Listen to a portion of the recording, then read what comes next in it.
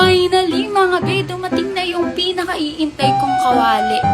Non-stick pan nga pala to, mga be. Ang ganda nito, be, oh. Napakakinis, mas makinis pa kaysa sa mukha ko. Malalim to, mga be, kaya kahit sabaw ang iluto mo dito, pwedeng-pwede. 2 kilos, pwedeng-pwede, kayang-kaya neto.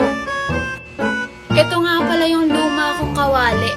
Kung makikita nyo naman, napakadami niya ng pinagdaanan. Ikaw na lang ang maaawa. Pang-retired na to, mga be. Grabe na yung sako nang nangyari dito. Butas na nga siya, oh, kung makikita nyo. Kahit ako, be, nahihirapan ng magluto dito dahil lahat ng niluluto ko dumidikit. Bukod doon, may butas na din siya, kaya lahat ng mantika natatapon. At bukod nga din doon, mga be, ang liit niya din. Ayan, oh. Pang isang tao lang o 2 lang ang makakakain dito pag dito ka nagluto ng sinangag.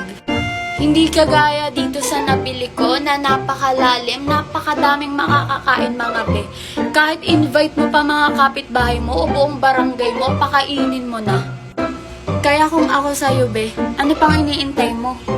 I-click mo na yung yellow basket, i-check out mo na yan kasi sobrang worth it ang magpabudol dito sa kawali na to. And promise, hindi ka magsisisi. Oh, ano pa? Ba't nanonood ka pa? I-check out mo na yan, be. Bye!